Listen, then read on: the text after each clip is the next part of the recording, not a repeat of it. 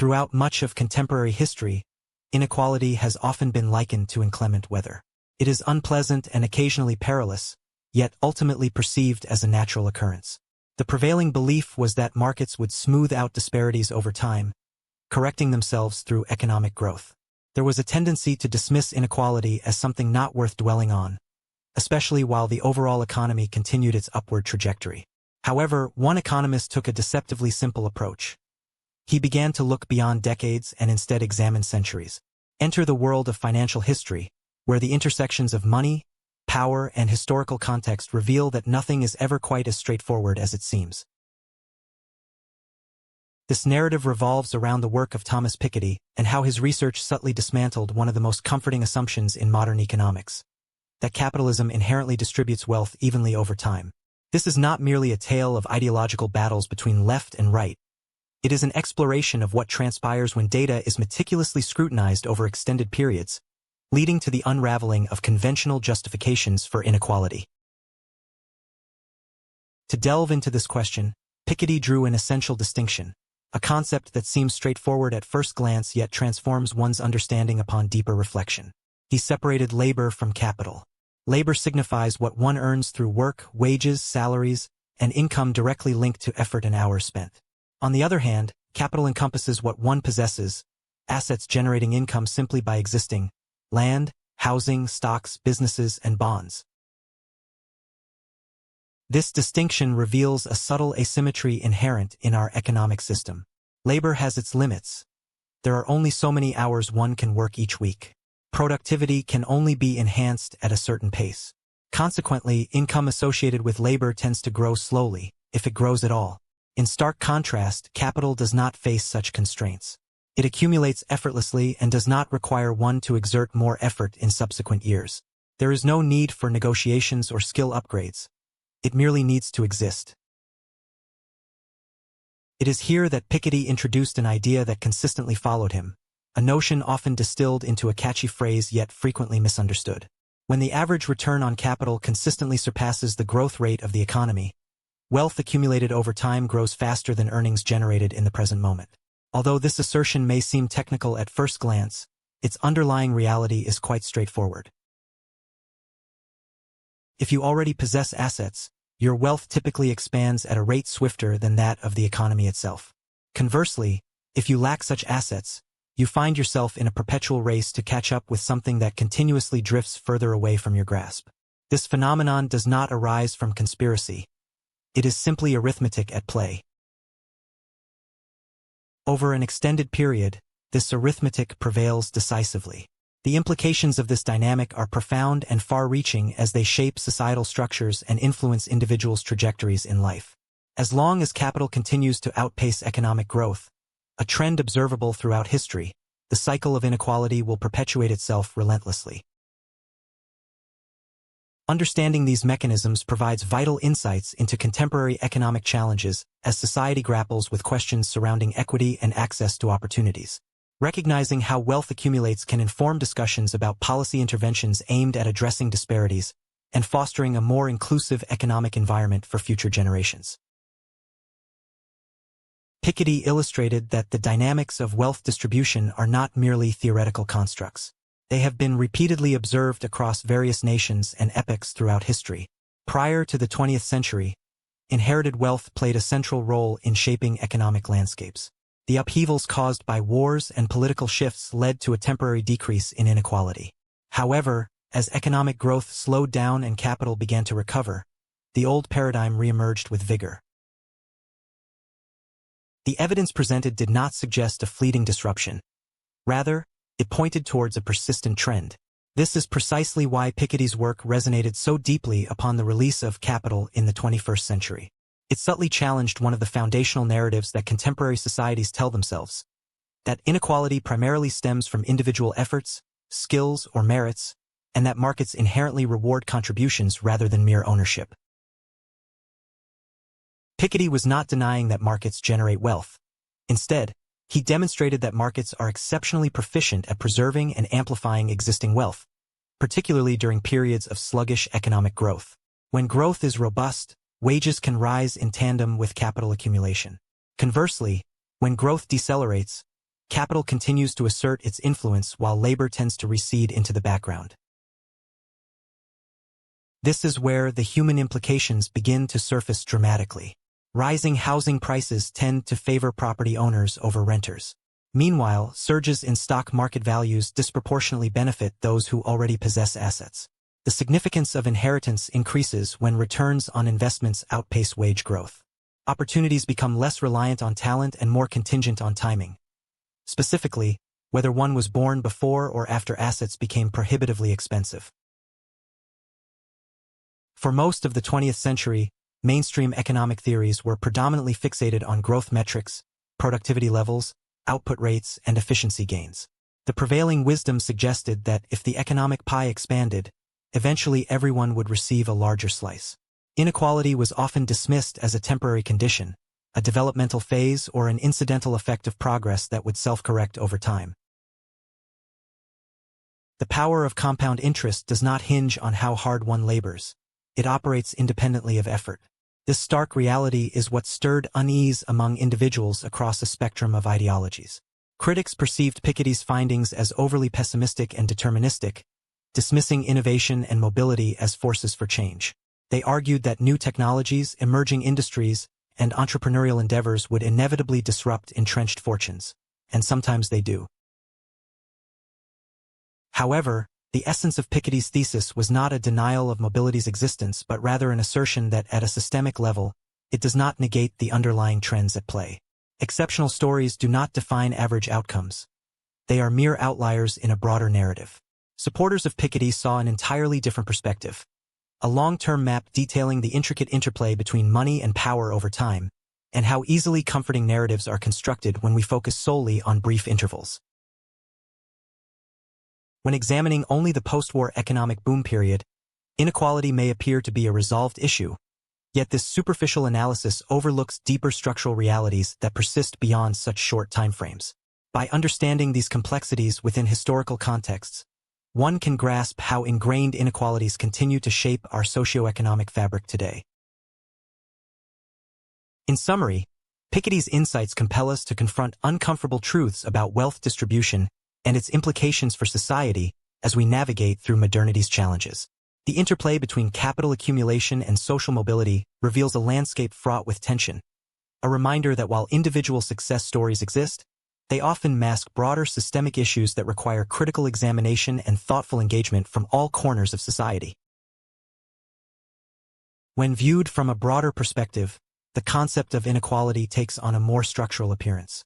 The true merit of Thomas Piketty's work lies not merely in the political debates it incites but in the long-term vision it cultivates. By expanding our understanding, inequality shifts from being perceived as a personal failure to representing a characteristic behavior of capital that is left unchecked. The explosive impact of Piketty's research stems not only from what he revealed but also from the timing of his revelations. His seminal book, Capital in the 21st Century, was first published in 2013, coinciding with a pivotal moment when inequality transformed from an abstract notion into an urgent reality. During this period, asset prices surged dramatically while wages stagnated, and central banks flooded markets with liquidity. Despite these alarming trends, prevailing narratives insisted that the system remained fundamentally just, that opportunities abounded and efforts would eventually yield rewards. Those who believed this were convinced that what was visible at the time was merely a transient phase. Piketty chose not to directly challenge this viewpoint. There was no need for such confrontation. Instead, he broadened the temporal framework through which we analyze economic phenomena. This shift in perspective unveiled troubling patterns obscured by short-term narratives. By looking deeper, one observes that prolonged periods of equality are exceedingly rare. The concentration of wealth emerges not as an anomaly but as a recurring outcome of economic systems. Furthermore, historical forces that have effectively reduced inequality are often far from benign market adjustments. They include upheavals such as wars, inflationary crises, extensive taxation policies, and significant political rifts. In essence, the reduction of inequality witnessed in the mid-20th century was not due to capitalism reaching its zenith but rather because capital itself suffered substantial losses during tumultuous times. This reassessment stands in stark contrast to how contemporary societies prefer to perceive their own identities and structures. If inequality is indeed structural, it implies that responsibility does not solely rest on unscrupulous actors or misguided decisions. Instead, it raises critical questions about how the financial system allocates profits over time. Such inquiries inevitably provoke discomfort. Who truly benefits when asset prices escalate at rates far exceeding wage growth? Who gains when economic growth slows yet capital returns remain robust? And crucially, who finds themselves shielded while others become increasingly vulnerable as systemic pressures mount? For a while, historical events seemed to support this narrative. In the aftermath of World War II, there was a pronounced reduction in inequality across much of Europe and North America. Wages surged, the middle class thrived, homeownership became widespread, and wealth concentration diminished significantly. Economists observed this period and tacitly assumed it represented a normative outcome, a natural result of advanced capitalism functioning optimally. Piketty never claimed to possess simple answers to these complex questions. Rather than offering easy solutions, he provided a thorough diagnostic tool, a long-term analysis examining how wealth behaves during accumulation phases. This approach naturally elicited immediate backlash from various sectors. By encouraging readers to reconsider established beliefs and confront uncomfortable truths about wealth distribution and economic justice, Piketty's work challenges us to reflect on our societal values and aspirations moving forward. Critics have argued that he underestimated the impact of innovation, suggesting that emerging technologies possess the power to disrupt established wealth, redefine the rules of the game, and create new opportunities. Others contend that mobility is more crucial than concentration, asserting that even if wealth remains concentrated among a select few, individuals can still ascend the social ladder through their efforts. These counterarguments are not merely whimsical. They possess substantial validity. It is indeed true that innovation has a disruptive nature. Social mobility does exist in tangible forms. Nonetheless, the data presented by Piketty indicates something far more complex and challenging to grasp. On a macroeconomic scale, these forces seldom outweigh the effects of compound interest on capital. Exceptional stories of individual success do not dictate the overall system. Rather, it is average outcomes that shape our understanding. The average data reveals a stark reality. When asset returns remain elevated while economic growth stagnates, an enduring pattern in developed economies, wealth is gradually siphoned away from labor. Over time, ownership becomes more significant than the actual contributions made by individuals. The passage of time takes precedence over sheer effort. This is where Piketty's work transcends academic theory and becomes profoundly practical. Once one comprehends this dynamic, numerous contemporary phenomena begin to align logically. For instance, one may question why housing appears unattainable even amid economic growth. It also sheds light on the peculiar coexistence of a booming stock market alongside stagnant wages. Additionally, it explains why inheritance has emerged as a more defining factor in wealth accumulation than current income levels. Furthermore, it illustrates how financial freedom increasingly hinges on investments in assets rather than solely relying on career advancement. In a landscape characterized by sluggish growth, capital does not require an abundance of opportunities to thrive. Instead, it merely requires time to accumulate and grow. This also clarifies the strange role inflation plays within current discussions surrounding economics. Inflation tends to devalue cash holdings and wages at a pace that surpasses the appreciation of assets. Consequently, when asset prices rise in tandem with or even outpace inflation, inequality can widen, even as policymakers tout apparent successes. The system may appear stable on paper while quietly enhancing purchasing power for those who already possess wealth. During such moments, the financial system is not fundamentally broken. It functions precisely as its incentives were designed to encourage. This highlights a critical misunderstanding regarding Piketty's insights that can become perilous if left unaddressed. Too often, his work is distilled down to a moralistic argument, as if he is simply advocating that inequality is inherently bad and must be rectified. This interpretation grossly oversimplifies his contribution. His true significance lies in demonstrating that inequality persists unless there are active measures taken against it. However, this assumption relied heavily on a very limited historical perspective. Piketty's insight was not rooted in philosophical speculation. Rather, it emerged from an exhaustive examination of archival data. He delved into tax records, inheritance statistics, income data, and national accounts, not only from a single country or era but spanning numerous nations across several centuries. Markets do not automatically distribute outcomes evenly over time. Instead, they allocate profits among owners of capital. Understanding this essential principle is crucial for grasping the complexities of modern economic landscapes and addressing the persistent issues surrounding wealth distribution effectively. Understanding this concept does not require you to adopt any political stance. However, it does alter your perception of risk, opportunity, and security. If wealth tends to concentrate, financial literacy cannot be confined solely to budgeting or self-discipline. It must encompass a grasp of asset behavior, the workings of compound interest, and how long-term trends often overshadow short-term fluctuations. This shift in focus is precisely why Thomas Piketty's insights are so significant.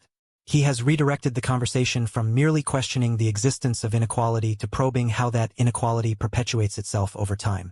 Once you comprehend this mechanism, it prompts you to ask different questions altogether. Instead of pondering, how hard must I work? You begin to consider, what do I own? Rather than asking, is the economy growing? The inquiry shifts to who benefits from that growth. Instead of wondering, is the system fair? You start to explore, what does the system naturally do over time? While history may not repeat itself exactly, capital undeniably exhibits certain patterns. One of its most pronounced tendencies is accumulation. If left unchecked, wealth tends to amass where it already exists. Piketty did not claim that such an outcome was morally inevitable. Rather, he demonstrated that it is mechanically probable. Disruptions can occur, policies may shift, and shocks can alter distributions. Yet none of these changes happen randomly, nor do they arise simply because markets feel generous. This realization leads us to a deeper understanding of inequality, not as a grievance or ideological battle but as a form of realism. It equips individuals with the clarity needed to navigate the financial landscape devoid of illusions. Accepting a structural trend as merely a temporary phase not only distorts your comprehension of history but also misleads you about risk management. If this insight offers you a fresh perspective on economic dynamics, consider how these historical narratives hold vital answers. Answers that reveal themselves when one knows where to look. Exploring these themes allows for richer discussions about ownership and equity in today's world, highlighting how interconnected our fates are within this complex system. In essence, recognizing these patterns empowers us to make informed decisions in an environment often clouded by uncertainty and misinformation. By delving into these discussions surrounding wealth distribution and economic structures, we can better understand our positions within them and challenge the status quo effectively. Embracing this knowledge fosters resilience against systemic inequalities while providing a pathway toward more equitable solutions for future generations.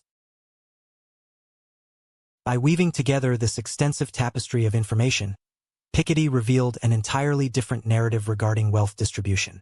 The post-war era turned out not to be the rule but rather an exception within a longer historical continuum. For most of modern history, wealth has been significantly more concentrated than economists were willing to acknowledge.